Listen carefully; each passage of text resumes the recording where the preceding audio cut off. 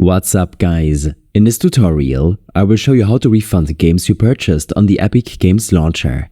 This should be quite an easy tutorial. For more information, click on the first link in the description below. Start by opening the Epic Games launcher on your PC.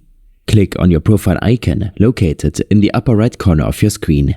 From the drop-down menu, select Account. This action will redirect you to your Epic Games account settings page on a web browser. Once on your Accounts page, look for the Transactions tab on the left-hand side. Clicking on it will bring up a list of all the games and purchases associated with your Epic Games account.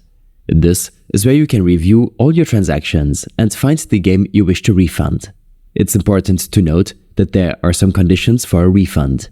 The key rule is that you can only request a refund for a game if you've played it for 2 hours or less. If you've played the game for more than 2 hours, unfortunately, you won't be eligible for a refund through this process. Find the game you wish to refund in your transactions list. Click on it to expand the details. If the game is eligible for a refund, you'll see an option to initiate the refund process. Click on this option to start.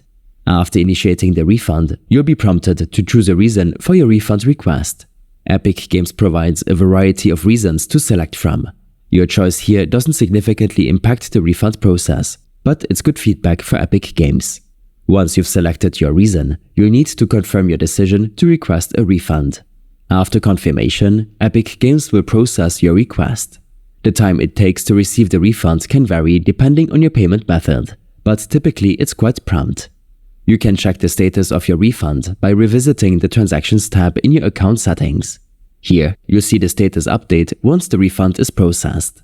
These steps and more information will be available in my extensive guide linked in the description below. I hope this helped you out. Leave a comment if you have any questions and see you in the next one.